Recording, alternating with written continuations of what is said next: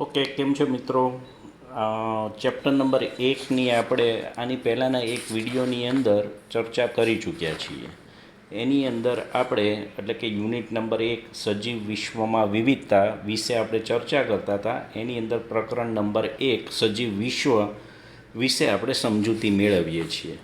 એના વિવિધ પ્રકારના ટૉપિક્સની અંદર આપણે 1.3 વર્ગીકૃત કક્ષાઓ સુધી મિત્રો આપણે પહોંચી ગયા હતા, એટલે કે ટેક્સોનોમીની કેટેગરીઝમાં. તો આ ચેપ્ટરને હવે એટલે કે video number lecture number part 2 તરીકે આપણે વર્ગીકૃત કક્ષાઓને સમજવાની આજે ટ્રાય કરશું. ઓકે, વર્ગીકરણ એ માત્ર એકાકી ચરણ પદ્ધતિ નથી, પરંતુ ક્રમશઃ શ્રેણીબદ્ધ ચરણ એટલે કે હેન્ચરીન સ્ટેપ દર્શાવતી પદ્ધતિ છે કે જેમાં દરેક ચરણ કે હરોળ કે કક્ષા પ્રસ્તુત કરે છે. જે કક્ષા બધી જ દ્રષ્ટિએ વર્ગીકૃત વ્યવસ્થાનો ભાગ હોય તેને વર્ગીકૃત કક્ષાઓ કહે છે. આવી કક્ષાઓ ભેગી મળીને વર્ગીકૃત શ્રેણી રચે છે, કારણ કે ઘણા બધા સ્ટેપ આવે એટલે ઓબ્વિયસલી એની શ્રેણી આવશે, જેને આપણે ટેક્સોનોમિક હેન્ચરીસ રચે છે, જેમાં દરેક કક્ષાને વર્ગીકરણના એક એકમ તરીકે સંદર્ભમાં લેવામાં આવે છે, પરંતુ વાસ્તવમાં જે તે હરોળ એટલે કે રેન્ક નિર્દેશિત કરે છે અને તેના માટે વર્ગક એટલે કે ટેક્સોન શબ્દ પ્રયોજાય છે. તો ટેક્સોન એટલે કે વર્ગીકરણનો એક યુનિટ છે અથવા તો એક એકમ છે ને, એમ મિત્રો તમે કહેશો ને તો ચાલશે. વર્ગીકૃત કક્ષાને ક્રમબદ્ધ શ્રેણી ઉદાહરણ દ્વારા સમજી શકાય છે. કીટકો એ 3 જોડ સાંધાવાળા ઉપાંગો જેવા સામાન્ય લક્ષણો દર્શાવતા સજીવોનું જૂથ છે અથવા તો ગ્રુપ છે. બરાબર છે મિત્રો? આપણને ખબર છે કીટકની અંદર 3 જોડ એટલે કે 6 સામયિક હોય. તમે વંદો કે એવું તમારા ઘરની અંદર હોય, આમ તો આપણને ચીતરી ચડે, પણ વંદાનો જો કોઈક વાર મરી ગયો હોય ને તમે બરાબર એનો વક્ષ ભાગ તમે જોજો તો એમાં 3 જોડ એટલે કે 6 પગ તમને જોવા મળશે. તો એનું સામાન્ય લક્ષણ છે. અને એનો મતલબ એમ થાય છે કે કીટકોમાં જોવા મળતા પ્રત્યક્ષ દેખાતા લક્ષણો તો ઓળખાય છે અને વર્ગીકૃત કરી શકાય છે, તેથી તેમના માટે અલગ હરોળ કે કક્ષા અપાય છે. શું તમે સજીવોના બીજા જૂથોના નામ આપી શકો? યાદ રાખવું કે જૂથો એ કક્ષા તરીકે રજૂ થાય છે. કક્ષાઓ આગળ જતાં હરોળનું સૂચન કરે છે. બરાબર, એ રોની અંદર થશે, એને આપણે ટેક્સોન તરીકે આગળ જતાં ઓળખવાના છીએ. જૂથો તરીકે રજૂ થાય છે. કક્ષાઓ આગળ જતાં હરોળનું સૂચન કરે છે. દરેક હરોળમાં વાસ્તવિક વર્ગીકરણનો એકમ તરીકે રજૂ થાય છે. આ વર્ગીકૃત જૂથો કે કક્ષાઓ એ માત્ર બાહ્ય રચનાઓ નહીં, પરંતુ વિશિષ્ટ જૈવિક લક્ષણો પણ ધરાવે છે, કારણ કે આપણે બાયોલોજીનું વર્ગીકરણ કરી રહ્યા છીએ. બધા ઓળખાયેલા સજીવોને વર્ગીકરણની અભ્યાસ એ સૃષ્ટિ, સમુદાય, વિભાગ એટલે કે વનસ્પતિમાં વિભાગ આવશે. વર્ગ, શ્રેણી, ગોત્ર, કુળ, પ્રજાતિ અને જાતિ જેવા સામાન્ય કક્ષાઓના વિકાસ તરફ દોરી જાય છે.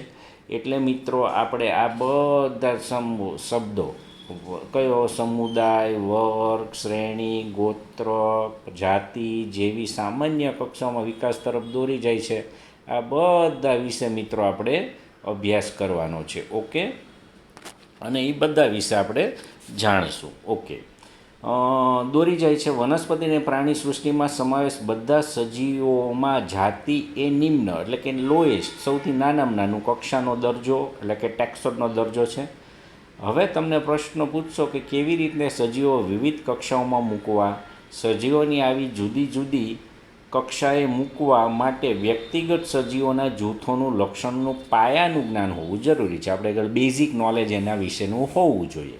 આવા લક્ષણો સ્વતંત્ર રીતે જેવા જ બીજા પ્રકારના સજીવો વચ્ચેની સામ્યતાઓ અને ભિન્નતાને ઓળખવામાં મદદરૂપ છે. આ આપણું મેઇન હેતુ છે. આપણે એની અંદર ભિન્નતા અને સામ્યતાઓને જ અલગ પાડવાની શું કરવાની છે? ટ્રાય કરવાની છે, ઓળખવાની કોશિશ કરવાની છે. સમજાણું મિત્રો? ઓકે, જાતિ સૌથી પહેલો ટૉપિક. જાતિ વિશે સમજીએ આપણે. વર્ગીકરણમાં ટેક્સોનમાં એ સૌથી નાનામાં નાનો યુનિટ છે એવું આપણે કહી દીધું છે. વર્ગીકરણના અભ્યાસમાં મૂળભૂત સામ્યતાઓ ધરાવતા સ્વતંત્ર સજીવોની જૂથની જાતિ તરીકે ઓળખવામાં આવે છે. કેવા છે? અભ્યાસમાં મૂળભૂત સામ્યતાઓ ધરાવતા. આ શબ્દને બરાબર પકડજો મિત્રો, તો જ તમને આ વસ્તુ સમજાશે. વિશિષ્ટ બાહ્ય રચનાકીય તફાવતના આધારે એક જાતિ એ નજીકનો સંબંધ ધરાવતી અન્ય જાતિમાંથી અલગ કરી શકાય છે. ચાલો આપણે મેગ્નીફેરા ઇન્ડિકા એટલે કે આંબા, બરાબર, આંબાનું વૈજ્ઞાનિક નામ છે, એમાં મેગ્નીફેરા શું છે? પ્રજાતિ છે, ને ઇન્ડિકા છે એ જાતિ છે.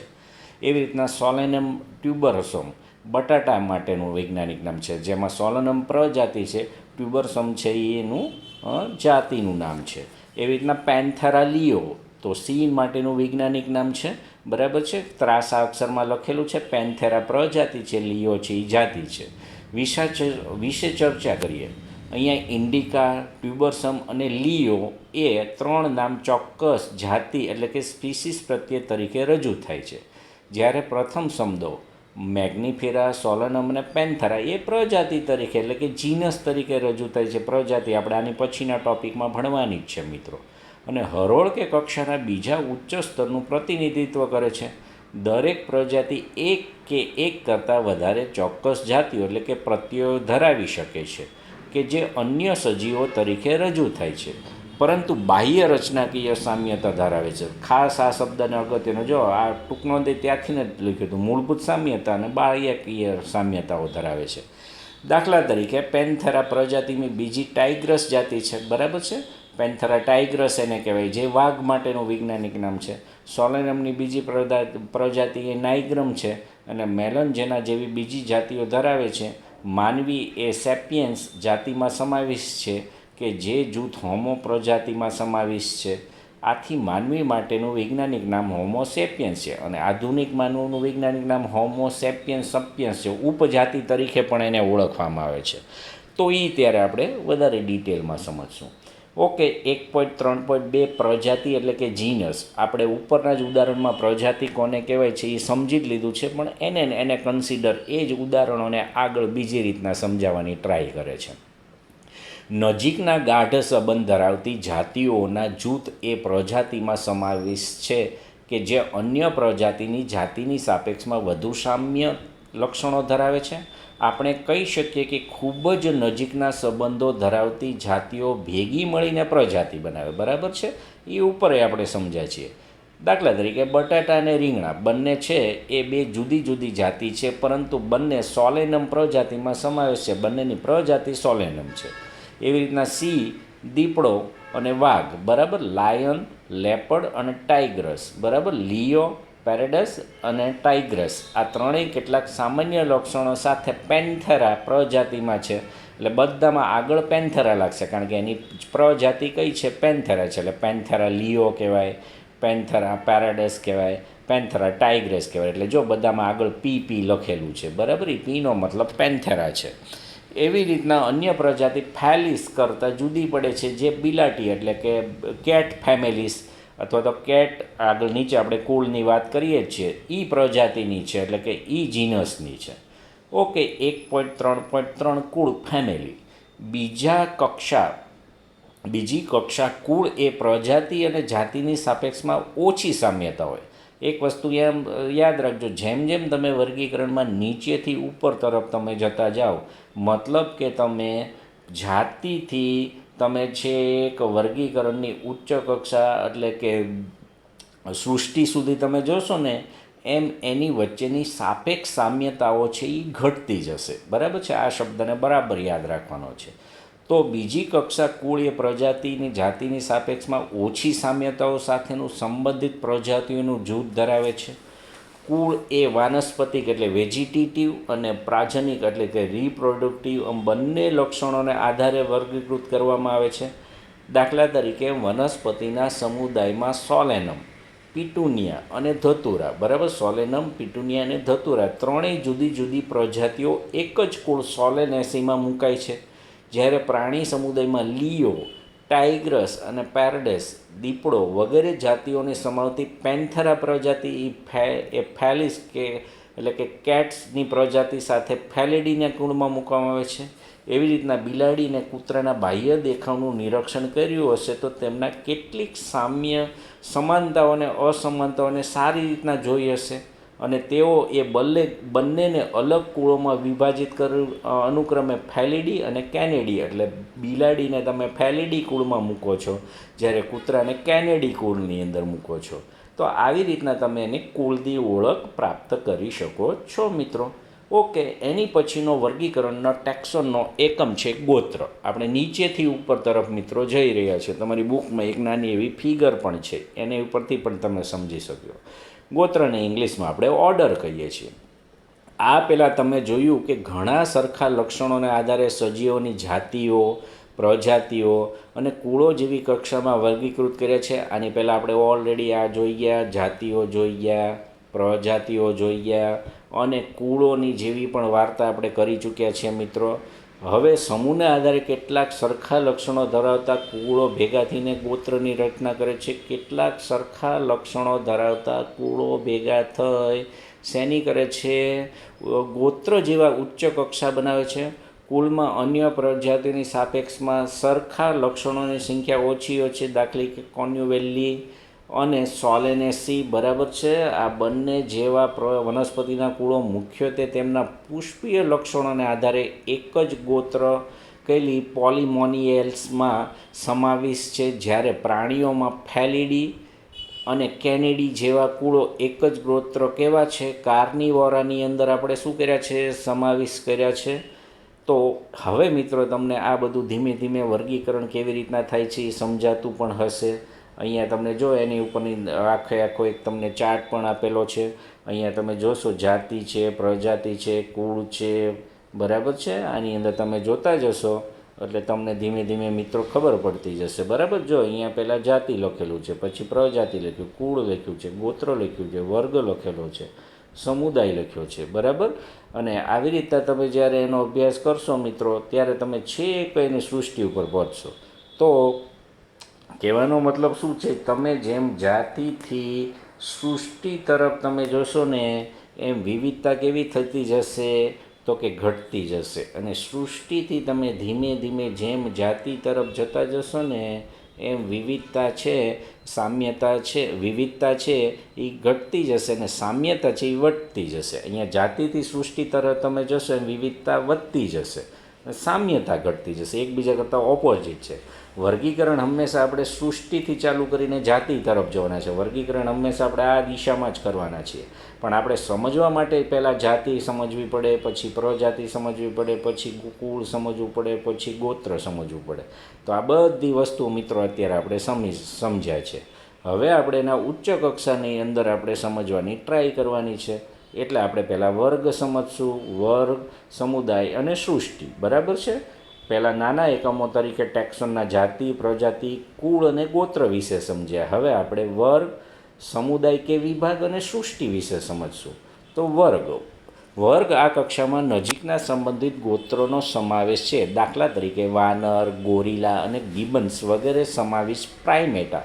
કઈ શ્રેણી છે એની? પ્રાઇમેટા શ્રેણીની અંદર એનો સમાવેશ થાય છે. એટલે આપણે એનો ઉપયોગ પ્રાઇમેટા તથા વાઘ, બિલાડી અને કૂતરા જેવા પ્રાણીઓ સમાવેશ માનસ કાર્નિવોરામાં અને ગોત્ર બંનેનો એક જ વર્ગ સસ્તન, એટલે કે બંનેનો સમાવેશ તો પાછો સસ્તન મેમલિયન્સમાં જ થાય છે.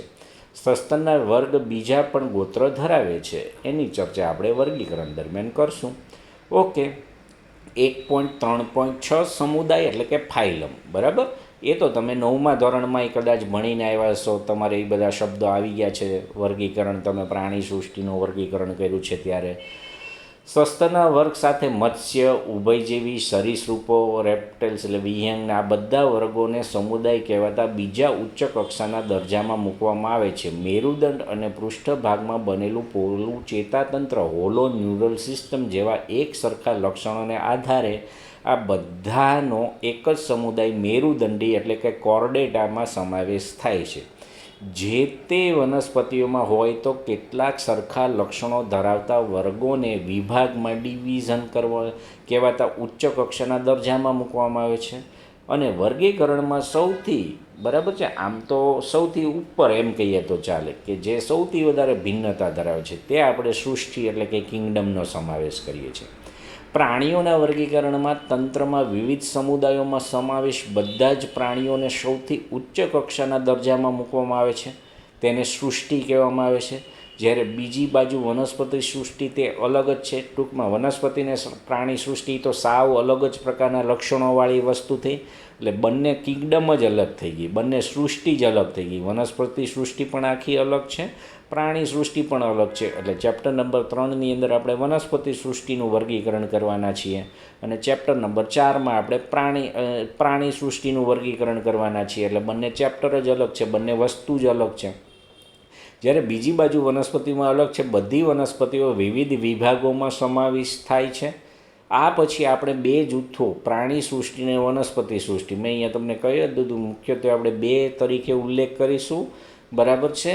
આકૃતિ 1.1માં જાતિથી લઈ સૃષ્ટિ સુધીની વર્ગીકરણની કક્ષાઓને ચડતા ક્રમમાં બતાવીએ. આ ઉપરાંત વૈજ્ઞાનિકોએ વિવિધ વર્ગોને વધુ સાનુકૂળ અને વધુ વૈજ્ઞાનિક અભ્યાસ માટે ક્રમિક શ્રેણીને ઉપકક્ષામાં વિકસાવી છે. બરાબર છે. આકૃતિ 1.1માં નીચે તમને જે કોષ્ટક આપ્યું છે ને, ક્રમિક શ્રેણી તરીકે જુઓ. તમે કહી શકશો કે ગોઠવણીને આધારે શું છે, તો ઉદાહરણ માટે કહીશું કે જ્યારે આપણે જાતિથી સૃષ્ટિ તરફ જઈએ ત્યારે સામાન્ય સરખા લક્ષણોની સંખ્યા ઘટતી જાય છે. આવું મેં તમને વારે ઘડીએ કીધું મિત્રો. બરાબર છે. તમે બરાબર સમજ્યા હોય તો જો અહીંયા, જ્યારે આપણે સૃષ્ટિથી ઉપર તરફ જઈએ ત્યારે સામાન્ય સરખા લક્ષણોની સંખ્યા ઘટતી જાય છે અને સૃષ્ટિથી પ્રજાતિ તરફ જઈએ ત્યારે સામાન્ય લક્ષણોની સંખ્યા વધતી જાય છે. ઉચ્ચ કક્ષાના એક વર્ગ અને સ્તરને બીજા વર્ગ સાથે સળંગ નક્કી કરવામાં વધુ મુશ્કેલી પડે છે. આથી વર્ગીકરણની સમસ્યા કેવી છે? વધુ જટિલ બની જાય છે. એટલે આપણે કોમ્પ્લિકેટેડ છે. અને એને જ આધારે તમે 1.1માં ઘર, માખી, મનુષ્ય, આંબો અને ઘઉં જેવા કેટલાક સામાન્ય સજીવનું વર્ગીકરણ કક્ષાનું શું આપ્યું છે? ઉદાહરણ આપ્યા છે. દાખલા તરીકે હોમો સેપિયન્સ, બરાબર, મનુષ્યને અનુલક્ષીનું નામ છે. ઘર માખીનું નામ છે મસ્કા ડેસ્મિટિકા, આંબાનું છે મેન્જીફેરા ઇન્ડિકા, હમણાં જ આપણે જોઈ ગયા, અને ઘઉંનું નામ છે ટ્રિટિકમ એસ્ટિવમ. આગળ જે આપ્યા હતા એને પણ તમે આ કોઠામાં બનાવી અને આનું વર્ગીકરણ કરી શકો છો. તો મિત્રો તમે આખો આ કોઠો છે ને એ બરાબર પાકો કરી નાખજો, કારણ કે પરીક્ષામાં આમાંથી MCQ પૂછાતો હોય છે. એમાં પહેલું એનું પ્રજાતિનું નામ છે, પછી કુળનું નામ છે, પછી ગોત્ર છે, પછી વર્ગ છે ને સમુદાય છે. વર્ગીકરણ આપણે આમ કરીએ છીએ મિત્રો. બરાબર. પણ આપણે સૌથી નાના એકમથી પહેલાં સમજીએ. દાખલા તરીકે ઘર માખી, આપણે ઘરની અંદર હાઉસ ફ્લાય બધાએ જોયું હોય તો એની પ્રજાતિ મસ્કા છે, એનું કુળ છે મસ્કીડી છે, એનું ગોત્ર છે ડિપ્ટેરા છે, એનો વર્ગ છે કીટક છે, અને એનો સમુદાય સંધિપાઈ છે. અને પછી મારે સૃષ્ટિ કેવી હોય તો યુકેરિયોટા અથવા તો પ્રાણી સૃષ્ટિમાં સૌથી ઉચ્ચ કક્ષાના છે એ હજી મારે અહીંયા કોષ્ટક બનાવવું હોય તો એ તો બધા એની અંદર જ આવશે, બધા યુકેરિયોટિક સૃષ્ટિમાં. વધારે ડિટેલમાં તો આપણે ચેપ્ટર નંબર 4ની અંદર વાર્તા કરવાના જ છીએ. તો આને તમે થોડુંક તમારી રીતે સમજવાની ટ્રાય કરજો. બને તો 2-3 વાર લખવાની ટ્રાય કરજો, એટલે બધા પાકા થઈ જશે. ઓકે મિત્રો. વર્ગીકરણના સાધનો. હવે આ વર્ગીકરણ કેમ કરવું એ આપણે શીખી લીધું, પણ વર્ગીકરણના કેટલાક ઇન્સ્ટ્રુમેન્ટ્સ હોય, ટેકનિક્સ હોય, એના એડ્સ હોય. બરાબર છે કે ભાઈ આપણે બધી વર્ગીકરણ કેવી રીતના આપણે શોધવું છે, તો એને કેમ ગોઠવણી કરવી, એના બધાના સાધનો જોઈએ. તો વનસ્પતિઓ અને પ્રાણીઓ અને અન્ય સજીવોની વિવિધ જાતિઓ વર્ગીકરણના અભ્યાસમાં કૃષિ, વનવિદ્યા, ઉદ્યોગો અને સામાન્ય તો આપણા જૈવિક સ્ત્રોત તથા તેમની જૈવ વિવિધતાની જાણકારીમાં ઉપયોગી છે. આ પ્રકારના અભ્યાસ માટે સજીવોનું સાચું વર્ગીકરણ અને ઓળખ વિધિની જરૂર પડે છે. સજીવોની ઓળખ વિધિ માટે સુસજ્જ પ્રયોગશાળા અને ક્ષેત્ર અભ્યાસની જરૂર પડે છે. ક્ષેત્ર અભ્યાસ એટલે તમારે ફિલ્ડમાં જઈને કોઈ પણ જગ્યા ઉપર જઈ અને નમૂના એકત્રિત કરવાની એવું બધું કરવું ને એને ફિલ્ડ અભ્યાસ કહેવાય.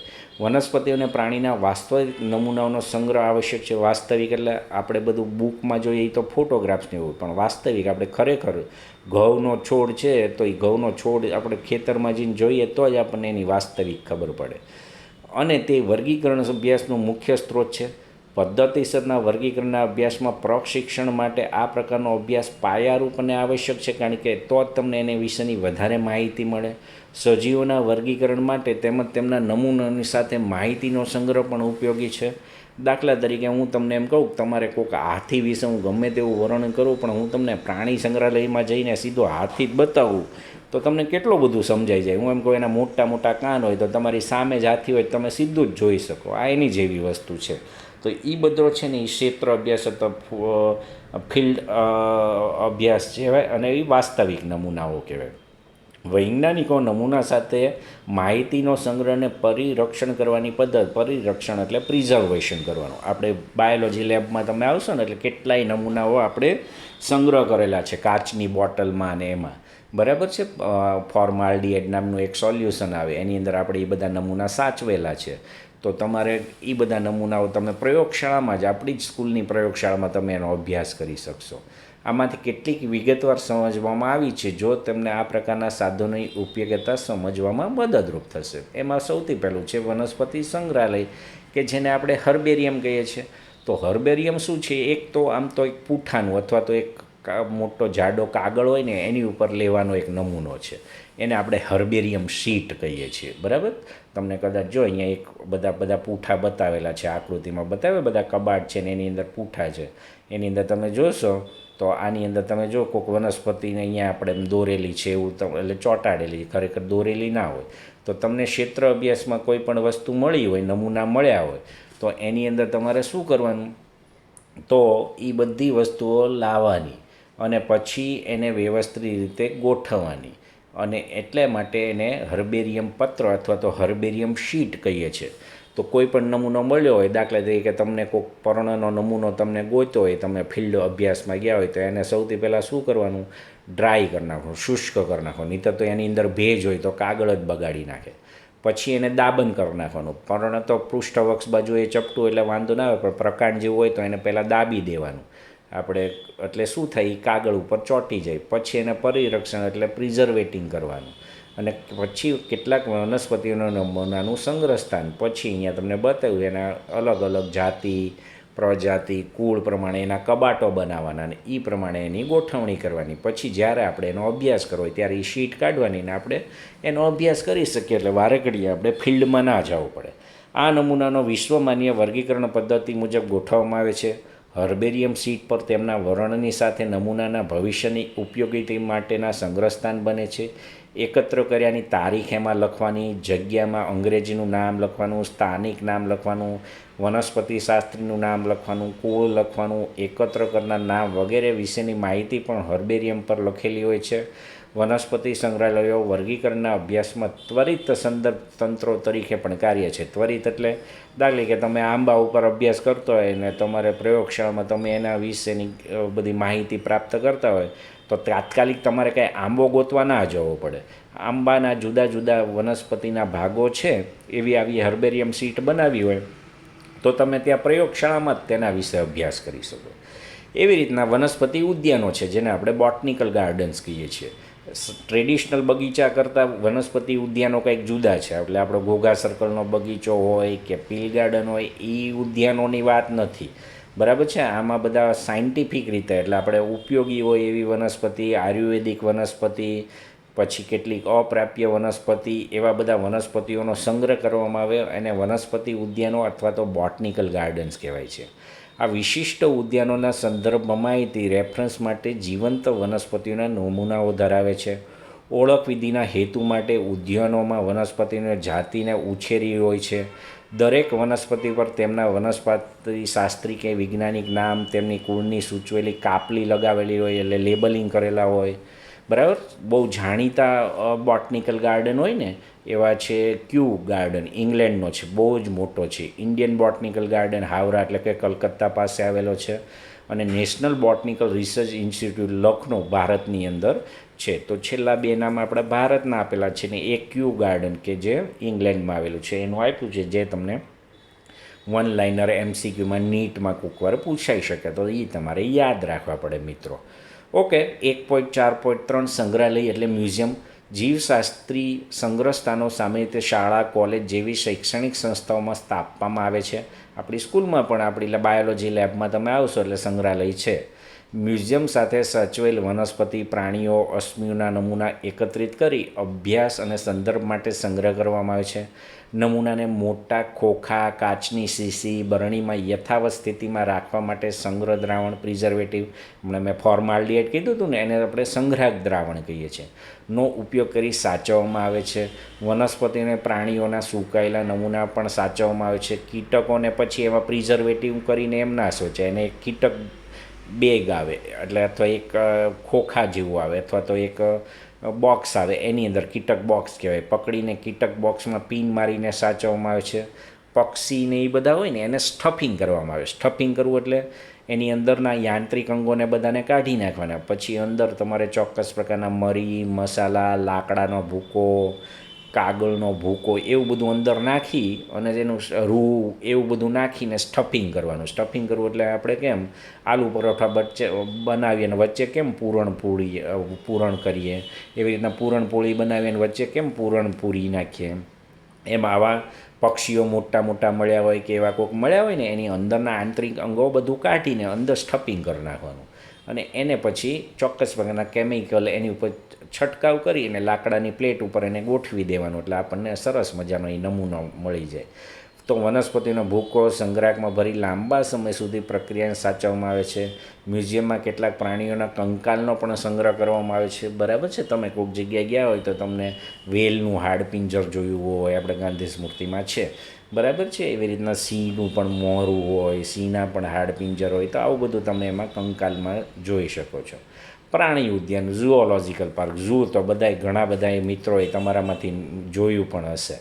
અમદાવાદ ગયા હોય, જુનાગઢ ગયા હોય, રાજકોટ ગયા હોય તો બધી જગ્યાએ આપણે પ્રાણી સંગ્રહાલયો છે. બરાબર. પ્રાણી ઉદ્યાન એટલે એવી જગ્યાઓ છે જ્યાં મનુષ્ય સીધી દેખરેખ નીચે સુરક્ષિત વાતાવરણમાં જંગલી પ્રાણીઓને રાખવામાં આવે છે. આવા સંગ્રહ સ્થાનોમાં રાખવાયેલા પ્રાણીઓને આપણને તેમની ખોરાકીય આદતો એટલે કે ફૂડ હેબિટ, વર્તણૂક એટલે કે એની બિહેવિયર વિશે શીખવા મળે છે અને જાણવા મળે છે. પ્રાણી સંગ્રહ સ્થાનોમાં રાખવાવાળા બધા પ્રાણીઓને તેમની પ્રાકૃતિક નિવાસસ્થાનો એટલે કે નેચરલ હેબિટ્સમાં જ રાખવામાં આવે જેવી અનુકૂળતા આપવામાં આવે છે. બાળકોને આ ઉદ્યાનોની મુલાકાત લેવી બહુ જ ગમે, કારણ કે એને તો નવા નવા પ્રાણીઓ જોવા મળે એટલે એને તો બહુ મજો પડી જાય. બરાબર. તેથી પ્રાણી સંગ્રહાલયો એને કહેવામાં આવે છે. અહીંયા તમે જોશો વન હોર્ન રાઇનો, ભારતીય એક શીંગી ગેંડો છે, પછી આ છે બેંગાલ ટાઈગર છે, આ હોંગબીન છે, અને આ આપણો મોટો જબરો એલિફન્ટ છે. તમે જો એને કુદરતી વાતાવરણમાં રાખ્યા છે, મોટી મોટી જગ્યાઓ આપેલી છે. આમ છે ઝૂમાં, પ્રાણી સંગ્રહાલયમાં પણ મોટી મોટી જગ્યાઓ આપે છે એટલે એને કુદરતી વાતાવરણ જેવું જ લાગે. ઓળખ ચાવી એટલે કે આઈડેન્ટિફિકેશન કી, નિશ્ચિત પ્રકારના પ્રાણીઓ વનસ્પતિઓને ઓળખવા માટેની નિશ્ચિત પ્રકારની શું બનાવી છે, કી એટલે કે ચાવીઓ બનાવી છે, જેને આપણે ઓળખ ચાવીઓ કહીએ છીએ. ઓળખ ચાવી વનસ્પતિ અને પ્રાણીઓની તેમની સમાનતાઓ અને અસમાનતાઓને આધારે ઓળખ વિધિ માટે ઉપયોગી લેવાતો બીજો વર્ગીકરણીય આધાર છે. ઓળખ ચાવી સામાન્ય રીતે જોડમાં રહેલા વિરોધાભાસી લક્ષણોને આધારે આપવામાં આવે છે. દાખલા તરીકે ગધેડો હોય અને ઘોડો હોય અને ખચ્ચર હોય, તમને આમ બધું સરખું લાગે, પણ એની વિરોધાભાસી ચાવીઓ આપણી પાસે આપણને ખબર હોય તો આપણે ત્રણેયને સુસ્પષ્ટ રીતે જુદા પાડી શકીએ કે આ ઘોડો છે, આ ગધેડો છે અને આ ખચ્ચર છે, જેને યુગ્મક કપલેટ કહેવામાં આવે છે. ચાવી બે વિરોધાભાસી વિકલ્પો વચ્ચેની પસંદગી રજૂ કરે. બરાબર. આમે છે ને આમે છે, એમાં એક ચાવી ખોટી પડે ને એક સાચી પડે, એને સ્વીકારી લેવાની. આના પરિણામ સ્વરૂપ ફક્ત કોઈ એક જ વિકલ્પ સ્વીકાર્ય અને બીજો વિકલ્પ અસ્વીકાર્ય બને છે. ચાવીમાં રહેલા દરેક જાહેર નિરૂપણને માર્ગદર્શિકા કહે છે. કુળ, પ્રજાતિઓ, જાતિઓ જેવી વર્ગીકરણની કક્ષાઓ માટેની ઓળખ વિધિના હેતુ માટે અલગ અલગ વર્ગીકરણીય ચાવીઓ જરૂરી છે. પ્રકૃતિમાં ચાવીઓ સામાન્ય રીતે વિશ્લેષણાત્મક એટલે કે એનાલિટિકલ ના હેતુ માટે હોય છે. વનસ્પતિની યાદી, ફ્લોરા, પરિચય પુસ્તિકાઓ એટલે કે મેન્યુઅલ્સ, લઘુ પુસ્તિકાઓ એટલે મોનોગ્રાફ્સ અને પદ્ધતિસરની સૂચિઓ એટલે કેટલોગ્સ વગેરે વનસ્પતિનું નોંધનીય વર્ણન કરવાના બીજા કેટલાક ઉપાયો છે. બરાબર. તમે સાસણ ગયા હોય ને તમારે સિંહ વિશેની પરિચય પુસ્તિકા તમે ફોરેસ્ટ ડિપાર્ટમેન્ટ પાસે માગો એટલે એ તમને આપે, થોડા ઘણા પૈસા લે તો તમે સિંહ વિશેની સાસણગીરમાં કેવા કેવા બધા પ્રાણીઓ છે ને એની તમને લઘુ પુસ્તિકાય મળે, પરિચય પુસ્તિકાય મળે, એટલે કેટલાક નાના નાના પ્લેમ્પલેટ જેવું એટલે કેટલોગ્સ હોય. નોંધીય વર્ણન કરવાના બીજા કેટલાક ઉપાયો છે. આવી સાચી ઓળખ વિધિમાં પણ મદદરૂપ છે. વનસ્પતિઓની યાદી એ આપેલ વિસ્તારોમાં વનસ્પતિઓની કુદરતી નિવાસસ્થાનને વિતરણનો વાસ્તવિક અહેવાલ ધરાવે છે. તેઓ ચોક્કસ વિસ્તારમાં જોવા મળતી વનસ્પતિઓની જાતિઓ વિશેની નિર્દેશિક એટલે કે ઇન્ડેક્સ પૂરા પાડે છે. પરિચય પુસ્તિકાઓ જે તે વિસ્તારમાં જોવા મળતી જાતિઓના નામની ઓળખ માટેની માહિતી આપવા માટે ઉપયોગી છે. લઘુ પુસ્તિકાઓ કોઈ એક વર્ગીકરણની માહિતી ધરાવે છે. ઓકે મિત્રો, તો આપણે અહીંયા ચેપ્ટર નંબર 1 પૂર્ણ કરીએ છીએ. તમારી જે યુનિટ ટેસ્ટ હશે એની અંદર પ્રકરણ નંબર 1, 2 ને 3 હશે. આપણે પ્રકરણ નંબર 8 પણ પૂરું કરી નાખ્યું છે. તો તમારે મિત્રો શું કરવાનું છે, પ્રકરણ નંબર 1, 2, 3 ટેસ્ટ આપણે તમને કાલે કે પરમ દિવસે કે જ્યારે તમારી તારીખ હશે ત્યારે વોટ્સએપમાં આવી જશે એવું ખરું, પણ આપણે દેવાની છે 3જી તારીખે, બરાબર છે. અને 3જી તારીખે તમારે દઈ અને તમને આવડે એટલું લખવાનું છે. નહીંતર એકવાર આખો પેપર તમારે જોઈ અને બુકમાંથી, તમારી પાસે અત્યારે કદાચ બીજું કોઈ મટીરિયલ નહીં હોય એટલે આપણે બુકનો જ ઉપયોગ કરવો છે. બુક આપણી બહુ સરસ છે, એનો સદુપયોગ કરી આખો પેપર પહેલાં જોઈને લખી નાખવાનો. પછી શનિ રવિમાં મોઢે કરી અને પછી સોમવારે કે મંગળવારે તમારે આખો પેપર સપ્લિમેન્ટરીમાં લખી નાખવાનો છે, બરાબર. પછી જ્યારે અમે કહીએ ત્યારે તમારે સ્કૂલે દેવા આવવાનું છે. ચેપ્ટર નંબર 2 પણ હું ધીમે ધીમે સ્ટાર્ટ કરી દઈશ. ચેપ્ટર નંબર 3 તમારી રીતે અત્યારે ધીમે ધીમે વાંચવાનું છે. એટલે એમાં યુનિટ ટેસ્ટમાં જે સવાલ આવે એ તમારે લખી નાખવાના છે. યુનિટ નંબર 1 એટલે કે ચેપ્ટર નંબર 1 ને 2 આપણે લગભગ આપણી યુનિટ ટેસ્ટ તમે દેશો ને એ પહેલાં આપણે પૂર્ણ કરી નાખશું. ઓકે મિત્રો, આની પછીના વિડીયોમાં ફરી પાછા આપણે ભેગા થઈશું. ઓકે, થેન્ક યુ, આભાર.